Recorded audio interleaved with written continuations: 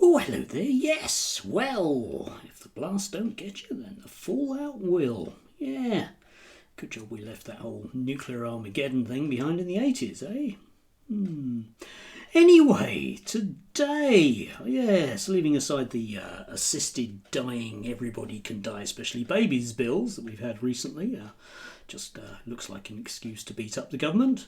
Not that anyone should necessarily need an excuse to beat up this particular government, of course, but I have noticed that those people that are very, very much, the commentators very, very much against the assisted suicide bill and against decriminalising the abortion bill are exactly the same people that seem to want us to bomb every Muslim country back into the Stone Age. So I'm not entirely convinced they're doing it for reasons other than, well, we need to support American evangelical ideas because that's where the money is. But that's just me being cynical.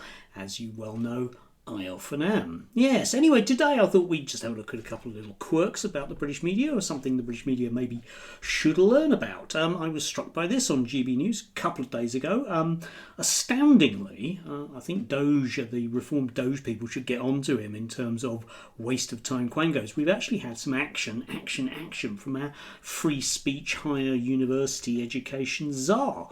Yes, I know, he's been in post for like about 2 years, and when he arrived, people were going, oh, well, he'll get that one sorted out. Anyway, he's come up with a cunning plan, which is to look at different things from the other person's point of view. Yes, it's really important that free speech be understood as a totally neutral and non-partisan value. Ooh. Anyway, let's have a look at the interview because it was, it did show definitely GB News' direction of travel. Let's have a look at this. An excellent idea. The whole thing about university should be that you find challenging ideas, you learn how to deal with them, and you put yourselves in the shoes of people you disagree with instead of just trying to cancel them. Good afternoon, and thanks very much. Yes, I think it's really important when you attend university that you be exposed to and you yourself be allowed to express all kinds of ideas, including, and when you think about the really important issues that face us as a society, they're often issues to do with, for instance, religion, social issues, also international politics, where pretty much any view that somebody expresses may well offend somebody or may well be disturbing or shocking for somebody. And it's really important that we feel able to discuss those and to address those through conversation and tolerant dialogue, because that's better than any alternative way of resolving these issues. And universities really are the place to do it, because universities are the place where people can learn resilience, curiosity, and the intellectual skills that come with thinking things through from angles that they didn't expect. The trouble with this idea, though, as noble and laudable as it sounds, Arif Ahmed, is that universities are increasingly becoming monocultures in terms of how people seem to think. They are ostensibly pro-Palestine to the point where a lot of Jewish students are even scared to be on campus. Trans ideology is a new religion, as is climate change. You probably won't find anyone in a reform UK society that's not getting abuse of being a racist. And so there is a monoculture. So are you saying that those people should be sat down to write an essay defending the views of Nigel Farage? To be sat down and forced to write an essay defending Israel's position on Palestine, for example? I think it can be. So obviously it's for universities to decide exactly what approach they take. But we think it's one of the things that might be helpful for many students is to understand all kinds of issues from an alternative perspective. And part of that may well be writing essays, defending views and views that you don't accept, because that's how you get to see that actually people you disagree with fundamentally, they've got arguments for their views as well. The other thing I would say is that actually in universities we found, so polling that we've published at the same time as this guidance has shown that actually about 20% of academics feel afraid to discuss controversial issues in their teaching, and rising to about a third when it comes to sort of other environments like speaker events. So it may be that there's actually quite a variety of views on campus among students, amongst academics, but many of them on one side or another side feel afraid to express it. And I would emphasize that as time goes on, you often get censorship from one side or from the other side. We will protect views on all sides of both debates, and we won't do it with favour to any one particular side on social issues, religious issues, or anything else, because it's really important that free speech be understood as a totally neutral and non-partisan value.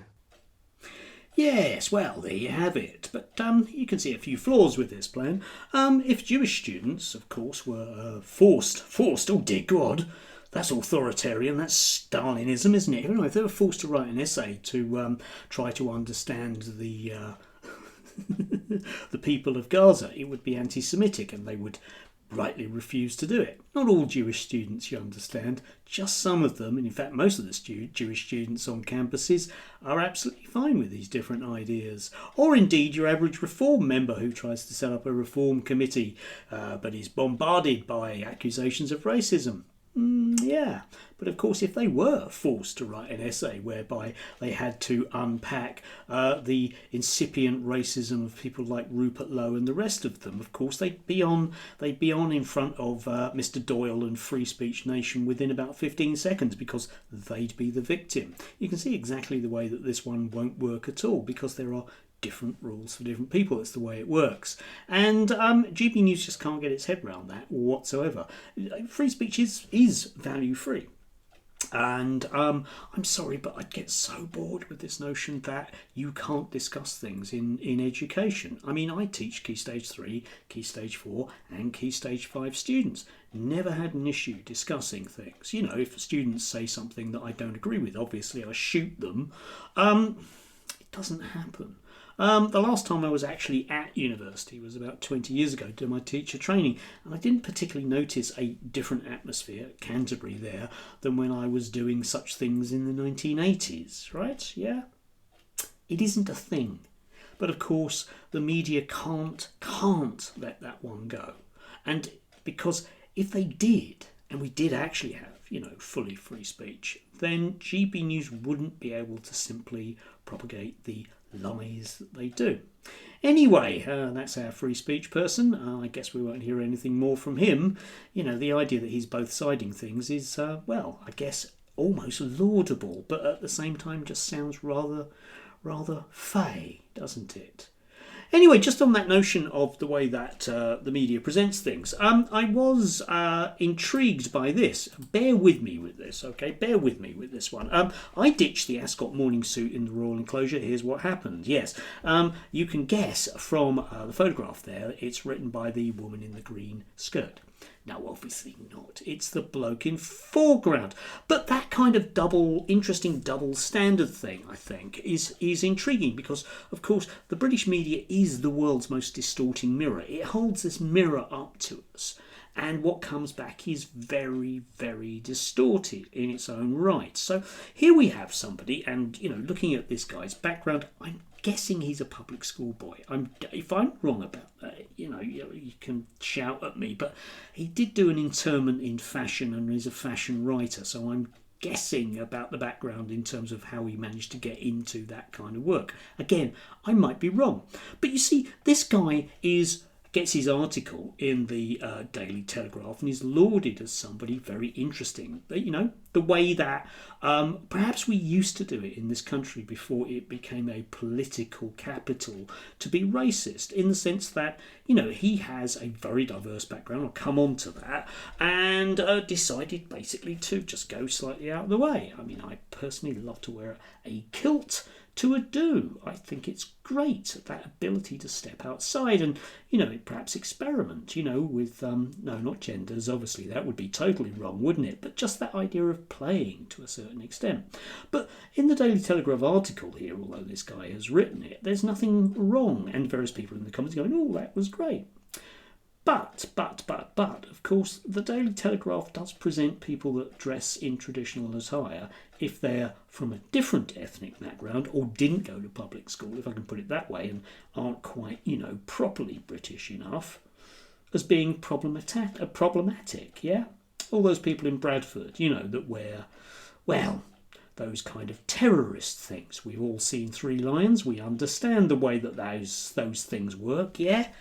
Don't we? Yeah, even though the main protagonist was the most westernised one of them. Anyway, leaving that aside, but I just thought it was worthwhile reading this, okay? To me, nationality isn't what is what's on your passport, but heritage and ethnicity are rooted in the lands you're culturally tied to. So while I'm British by nationality, I consider myself Malaysian, Chinese and Indian, and I'm proud of all three. Yeah, because we can be lots of different things, can't we?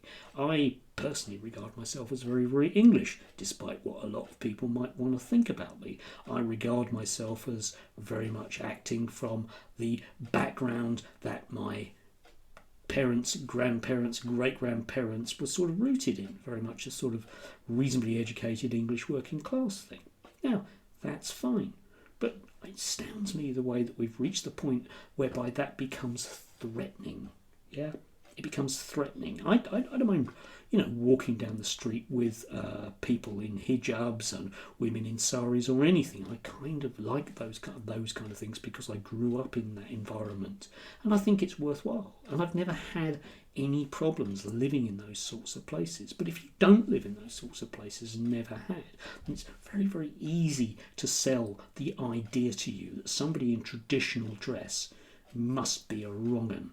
And there's no way that you should have to write an essay trying to understand their views simply because they're a wrong 'un. Anyway, do have a glorious, albeit rather sticky day. Yeah, I think it's not a day to have a fur coat. No. Said my pussycat. Well, that wasn't me. You can have a fur coat if you want to. Just make sure it's not synthetic, because God, the number of teddy bears that have to die to make those things, it's horrific. Do enjoy.